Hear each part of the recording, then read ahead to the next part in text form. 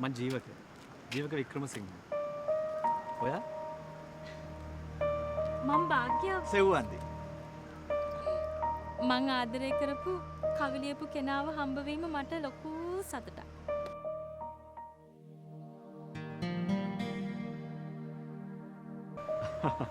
ලස්සන කතාව. කොහෙන්ද ඔයගේ ලස්සනට කතා කරන්න ඉගෙන ගත්තේ?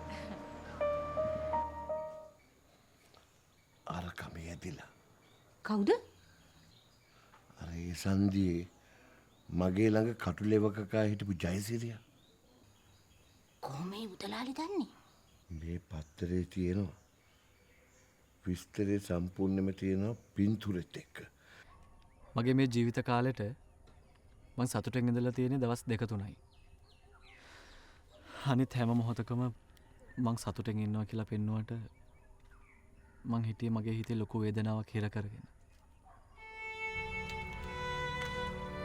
මට මේ කිසි දෙයක් තේරෙන්නේ නැහැ.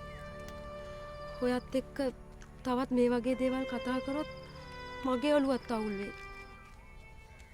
මොකද මේ වෙලා තියෙන්නේ? දඟලන්ට පැත්තකටලා ඉන්නකෝ. අම්මේ මට මම පොතකින් දමලා ගැහුවා. මෙයා තමයි මට යකට ගිල්ල හදාගත්තු ඇඟේ හයිය පෙන්වන්න ආවේ. ඇවිකෝ 85 ඩයිරියක් ওই තරම්ම හොයන්නේ. ඒකේ මන් නොදන්න රහස් මොන හරි ඔය ලියලා තියනවද? විහිළුනකර ඔය ගත්තද කියලා කියන්නේ? මට මොකටද විකි ඔයාගේ ඩයරි? ඔයා දාපු තැනක ඇති. කලබල නෙවෙයි පොඩ්ඩක් බලන්නකෝ.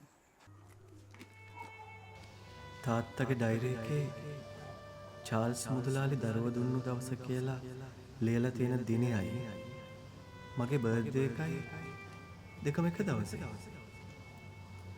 කොහොමද එහෙම වුනේ? කලබල වෙන්න එපා නෝනේ. ජයසිරි මැරිලා.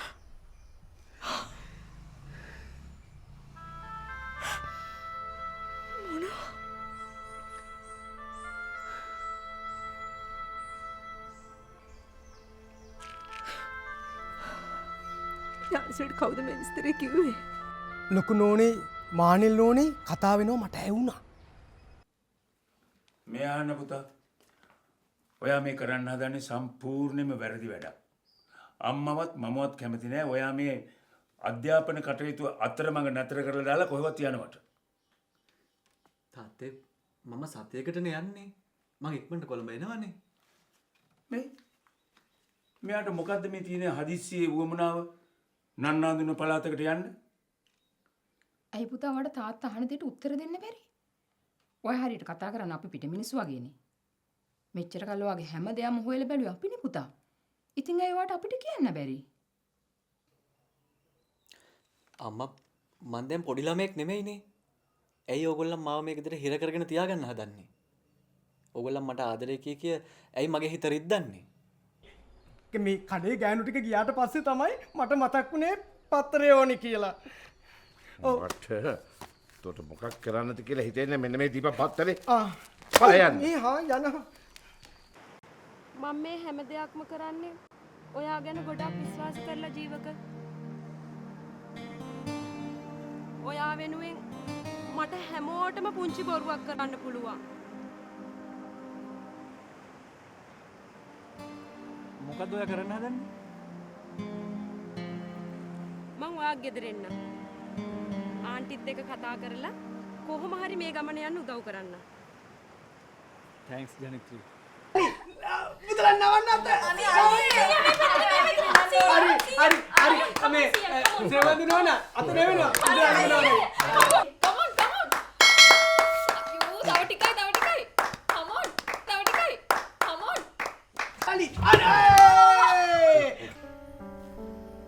හොඳමාලි අපි දෙන්න මෙච්චර කාලක් එක වහලක් යට ආදරින් සතුටෙන් හිටියා. දැන් මොකද ඔයා මගෙන් වෙන් වෙලා මේ තනි වෙන්න හදන්නේ? ඔයා මාව සැක කරනවද? හොඳමාලි ඔයා මේ විදියට වැඩ කරන්න පටන් ගත්තොත් මට ඔයා සැක කරන්න සිද්ධ වෙනවා.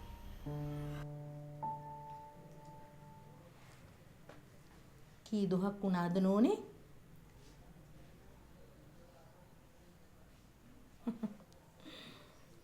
ඔය හැටි හිතන්න ඕනේ නෑ. පෝරුවට නගින්න කලින් මමත් හදිස්සි වුණා. ඔයාට හැමදේටම වැඩිය වටින්නේ අම්මගේ ආදරේ නේද?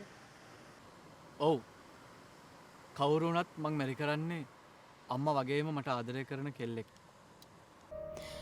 ඔයා ජීවක ගැන හිතනවා වැඩි යක්කේ. තවත් ඔයා එයා ගැන හිතේ බලාපොරොත්තු තියාගෙන හිටියොතින් ඒකෙන් වෙන්නේ ඔයාට ලොකු ප්‍රශ්නයක්. පිස්සි. මං එහෙම ජීවක ගැන බලාපොරොත්තු පුරවගෙන නැහැ. සෝරි මොනවද මිනිහ මේ කරේ? මං කිව්වනේ සෝරි කියලා. සෝරි කියලා? මම මේක අදට කොහොමද ඉස්සරහට යන්නේ? ඈ? වැරද්දක් උනේ සෝරි. නේ? තමසේ සෝරි කියන්නේ කාටද කියලා දන්නවද? තමසේගේ කට වෙඩි අතපය දික් කරන්න මොකද? මොකද මේ? මොකද මේ කේදාන්නේ? බලන්න මේ මෝඩය කරපු වැඩේ. ඉවරයි මේ ටී-ෂර්ට් එක. අපි දුවට හොඳ තැනකින් කටයුත්තක් කතා කළා. ඔය කොළඹ ගමනට කලින් ඒ කටයුත්තට තීරණයක් ගන්න වෙනවා.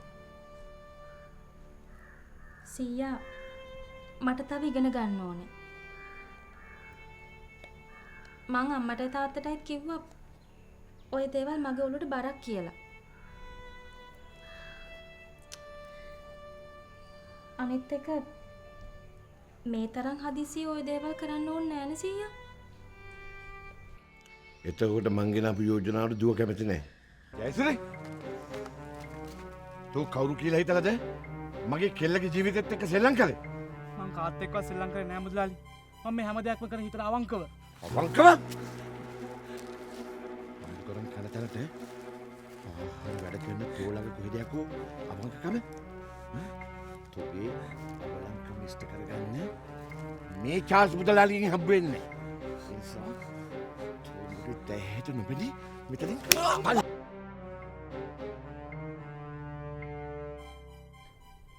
ඇයි අක්කේ ඔයා කලබලෙන් ආවේ? ඇයි ඔයා මනමාලයට කැමති නැද්ද? ඔයා හිතුවද මං බුලත් හෙප්පු අරන් ගියාම මේ මනුස්සයට කැමතියි කියලා?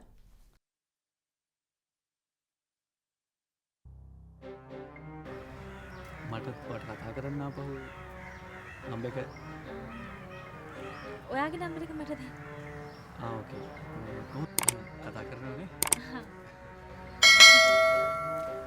ජීවක ඔයා කොහෙද ගියේ? මං ඔයාව හැමතැනම හෙව්වා. සෙව්වාලි අපි යන්. මං ගිහින් එන්න. සෝන්.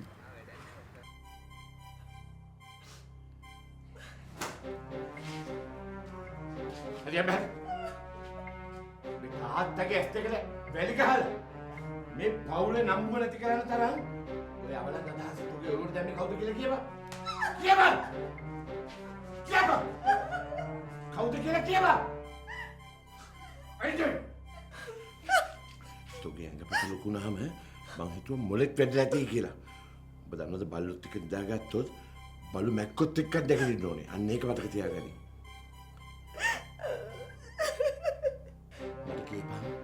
මට කියපන් මේ චාල්ස් ගුණවර්ධනගේ නම්බුව නැති කරන්න කිව්වේ කවුද කියලා? කියපන්. කවුද මගේ නම්බුව නැති කරන්න කිව්වේ?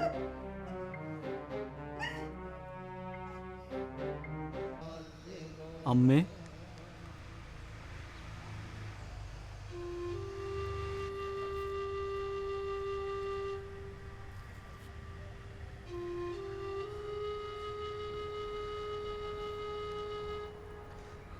ඉපදුන දවසේ ඉඳලා අවුරුදු 20කට පස්සේ තමන්ගේ දරුවව දැක්කම අම්ම කෙනෙකුට අඳුරගන්න බැරුව ඇති.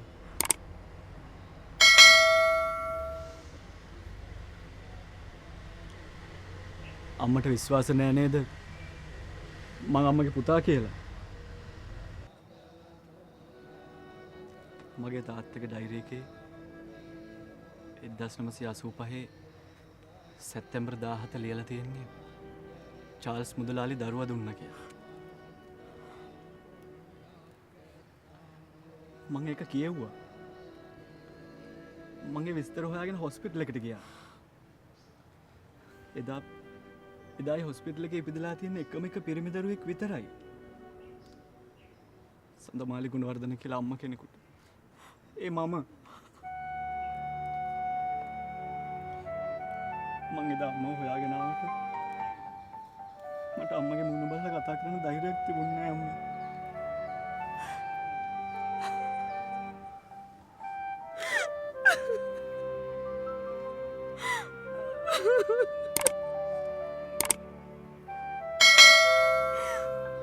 සංසාරගත හොරු පුරුදු බවක් මට දැනුණ පුතේ.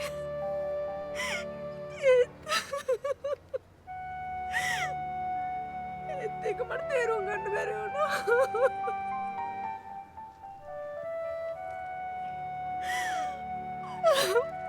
පුතේ මන් දැනන් හිටියේ ඔයා ජීවත් වෙනවා කියලා. එහෙම ජීවත් වෙනවා කියලා දැනන් හිටියේ නම් ඔයා මොන ලෝකෙක හිටියත් මම ඔයාව හොයාගෙන එනවා මගේ පුතේ.